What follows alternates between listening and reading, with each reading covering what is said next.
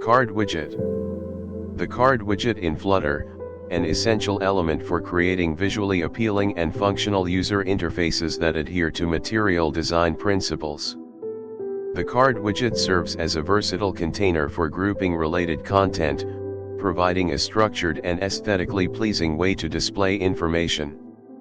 We will start by understanding the fundamental properties of the card widget, such as color, elevation, shadow color, and shape, which together allow you to customize the appearance and behavior of your cards.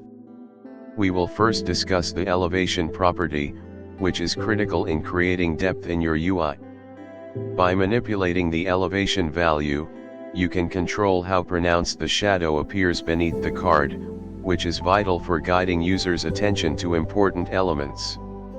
You will see how subtle changes in elevation can transform the overall look of your card, making it feel more prominent or integrated into the background.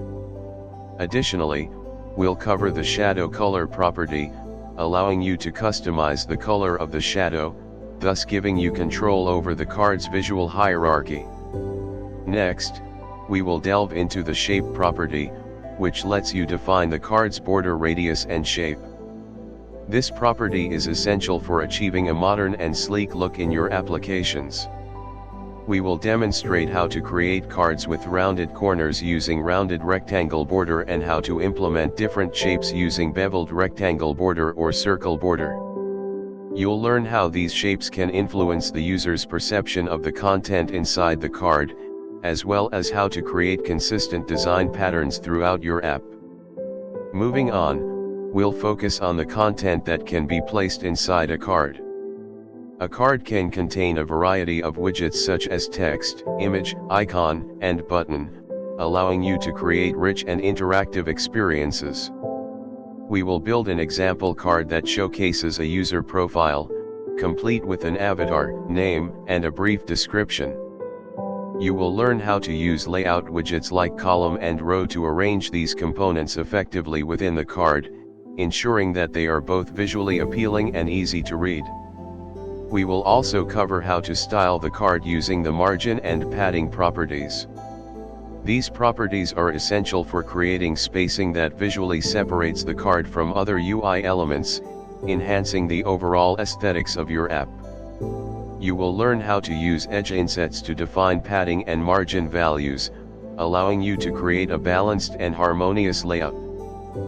Proper spacing is crucial in UI design, as it helps to avoid clutter and provides clarity to the user. As we progress, we will demonstrate best practices for using cards in various contexts, such as displaying lists of items, product details, or news articles. You will see how to implement a grid of cards using Grid View, which allows for an organized and responsive layout that can adapt to different screen sizes. This section will also address performance considerations when working with multiple cards, discussing how to efficiently manage memory and ensure smooth scrolling. Furthermore, we'll explore the use of gesture detector to make cards interactive. You will learn how to respond to tap events, enabling you to navigate to different screens or trigger specific actions when a user interacts with the card. For example, we'll implement a feature where tapping on the card takes the user to a detailed view of the item or user profile displayed. This interactivity adds significant value to the user experience, making your app feel dynamic and responsive. Throughout this tutorial, we will also cover common issues that developers encounter when using the card widget. This includes troubleshooting layout overflow problems, ensuring that the card resizes appropriately for different screen sizes, and managing content that may vary in length. You will learn techniques for adapting your cards to handle various content types gracefully, such as truncating text or resizing images without distortion. We will also discuss how to implement animations with cards, adding a layer of interactivity that can significantly enhance the user experience. You will learn how to animate the elevation of the card on tap, giving users feedback that their action has been recognized. This simple yet effective animation can make your application feel more alive and engaging. Finally, we will wrap up this segment by highlighting the importance of maintaining consistency in your card designs throughout your application. You will see how to create reusable card components that can be easily customized for different purposes, promoting code reusability and a cohesive design language across your app. By the end of this segment, you will have a deep understanding of the card widget, equipping you with the tools needed to create stunning and functional user interfaces that enhance the overall user experience. Single Child Scroll View Widget. The Single Child Scroll View widget, a fundamental component for creating scrollable layouts in Flutter applications. This widget is essential for scenarios where the content may exceed the available screen space, allowing users to scroll and access all the necessary information without any hindrance. We will begin by discussing the basic structure and purpose of the Single Child Scroll View, which wraps a single child and provides scrollable functionality, ensuring that all content is accessible regardless of screen size.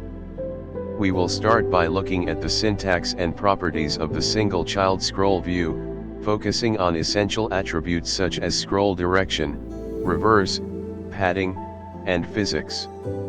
Understanding the scroll direction property is crucial, as it determines whether the scrolling will occur vertically or horizontally.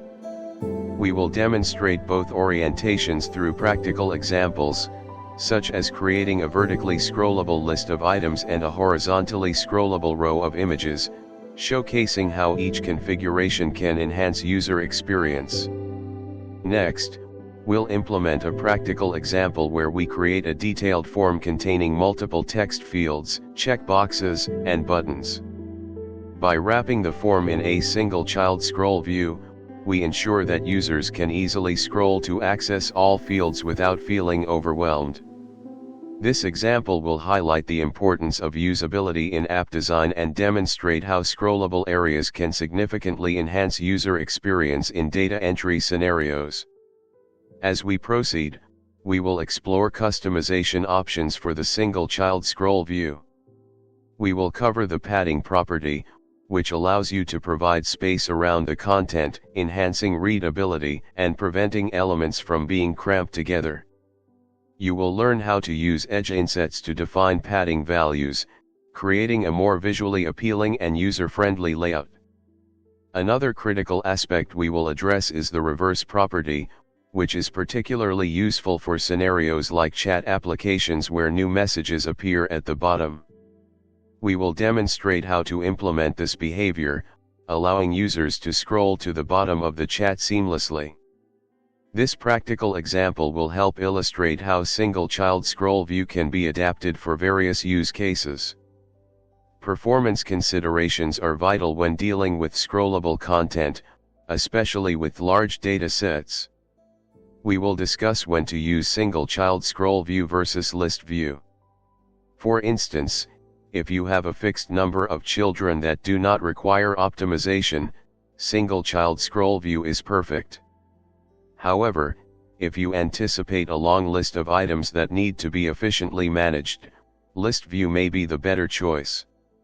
We will explore both options and guide you on making the best decision based on your specific use case. In addition to these core concepts, we will demonstrate how to integrate the single child scroll view with other layout widgets like column and container to create complex and responsive designs. You will learn how to nest multiple scrollable widgets without causing conflicts, ensuring a smooth user experience across your application.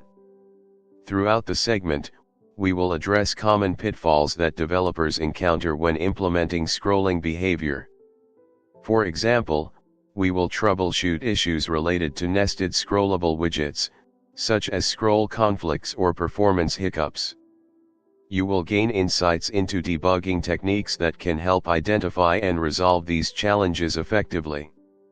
As we near the end of this segment, we will also discuss how to implement custom scroll behaviors using the scroll physics class. By exploring properties like bouncing scroll physics and clamping scroll physics, you will learn how to create smooth and natural scrolling experiences that feel native to the platform. Finally, we will wrap up by emphasizing the importance. The end.